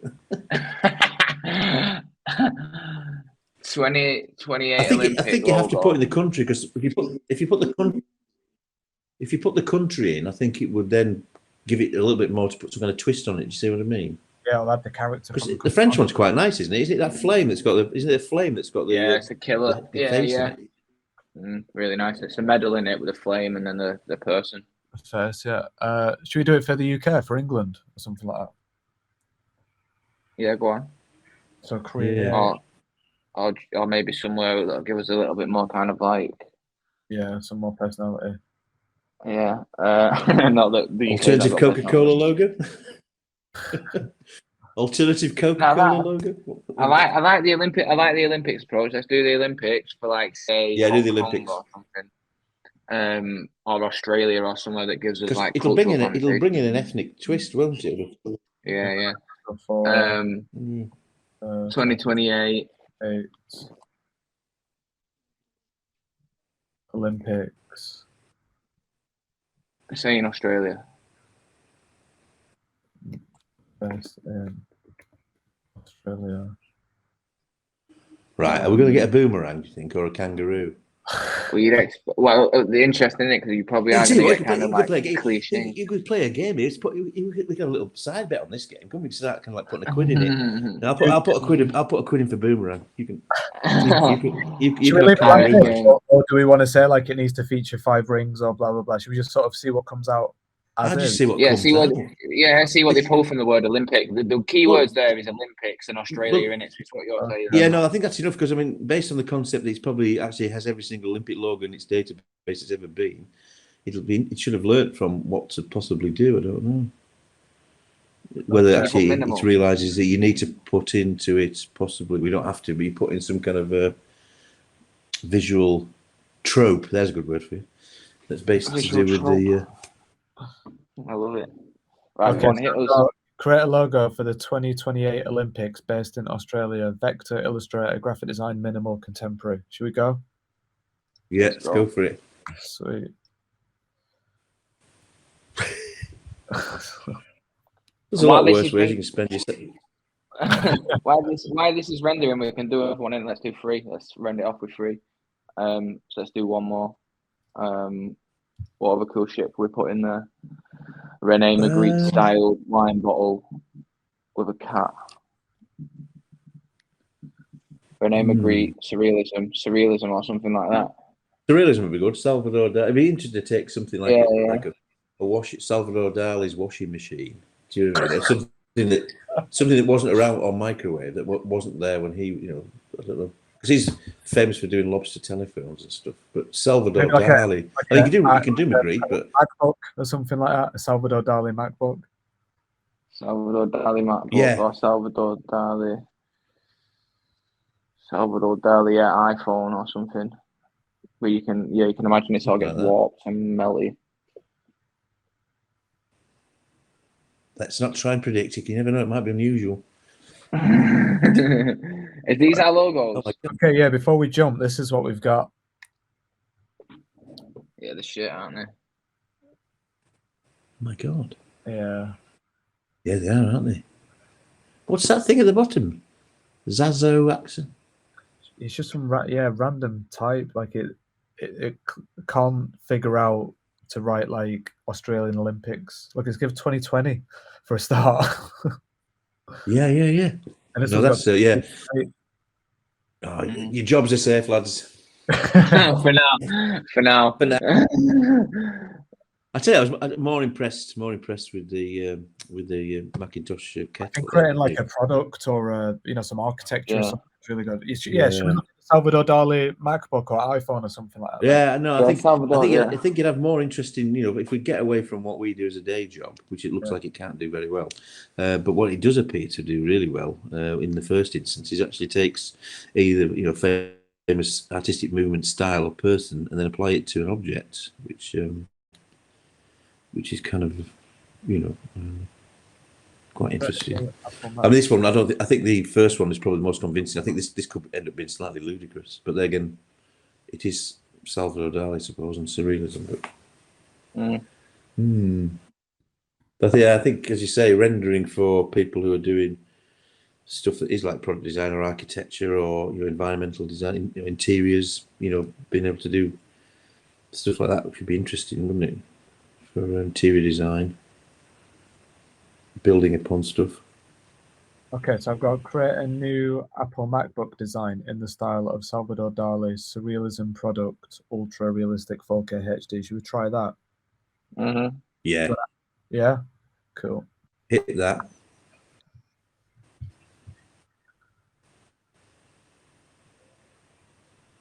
Oh, I'm such a dickhead. I've done it wrong. One sec. Oh, I need to put the prompt in. I need to say imagine. this is like just a constant feed, yeah, about people just doing cool shit. Yeah, so there's loads of different like rooms, and people are just constantly typing away in here the different things that they want to visualize. It's nuts, isn't it? Because basically, just how much actually imagery now is being produced by just this alone that wasn't a few weeks and months ago. Do you know what I mean? It's already adding to a nuts database. Okay, waiting to start. Yeah, I mean, if you look above, what have we got? An artist hotel room full of wonder. Part of an art installation in Hotel Wonderland. Two fat twins.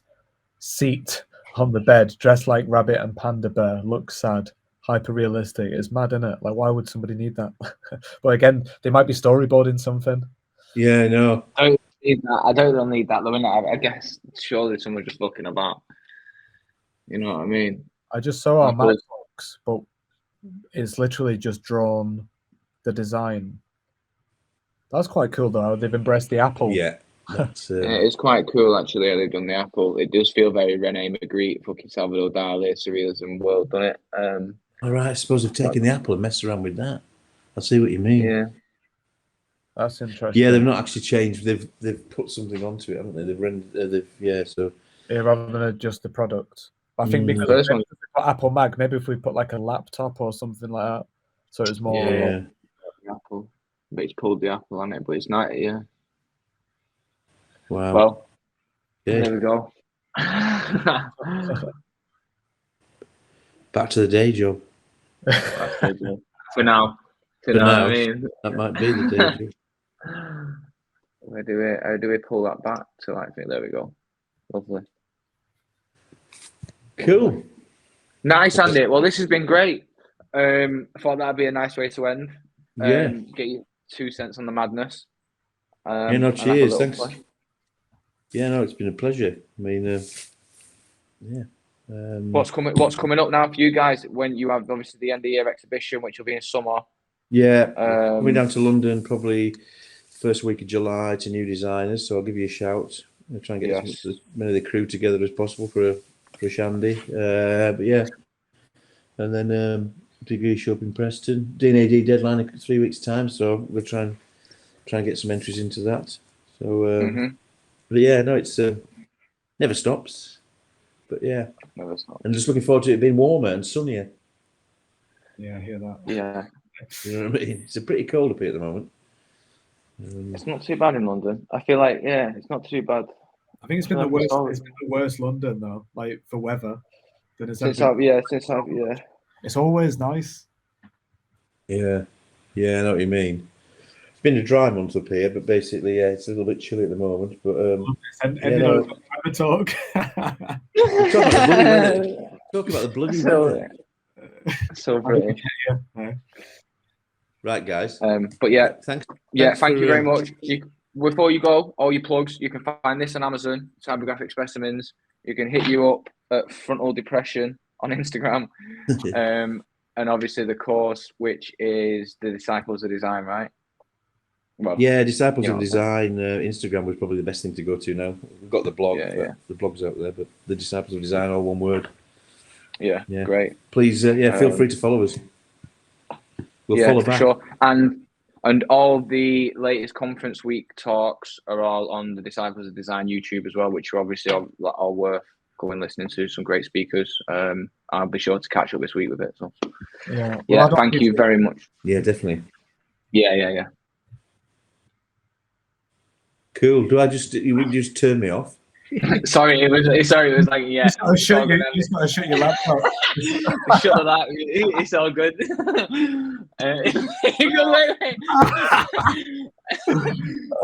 Listen, thank you for your time, Andy. Have a lovely Sunday, and we'll speak to you soon.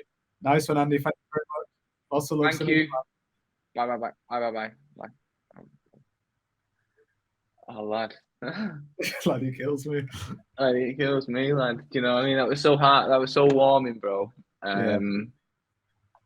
Like I said, thanks for Andy for doing that, because again, he taught us and many other people how to think right, and there's a lot of us who wouldn't be sat in jobs or sat wherever they're doing now if it weren't for Andy, you know. Just making stuff look cool.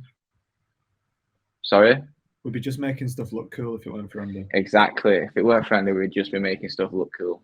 It's like I said, his observational skills, bro, like it's remarkable. That bus ticket kills me. But I was good, and I hope everyone enjoyed listening to it. Like I said, Andy is a character. Well, I think we went off onto a few tangents, but overall, I think it was good. Yeah, it was sweet. It was fun playing with the Mid-Journey as well. Having to play around on that. Yeah, I think we could have been a bit more specific. I think we should have been a bit more locked and loaded with what we were going to search instead of treating it a bit more kind of like sporadically. But it was good. I've never been on it properly before like that. I've been on the ChatGPT a little bit, but it's interesting to say the least. But I ain't worried about it just yet. Well, it's a good tool to use. Yeah, great if you know how to use it properly. You know. But yeah. Anyway, right, another one. Another one in the bank, bro. Thank you for listening to the What Does Your Mum Think podcast. Like, share, subscribe. If you can put them all in my hands. If they're not in my hands, then fuck it. Oh shit! We need to the Steve and Josh one. Someone needs to animate them knocking out. We need to be careful with this shit. Anyway, yeah. Well, good. Thanks for being with us on the journey. We'll go again. Nice one, guys.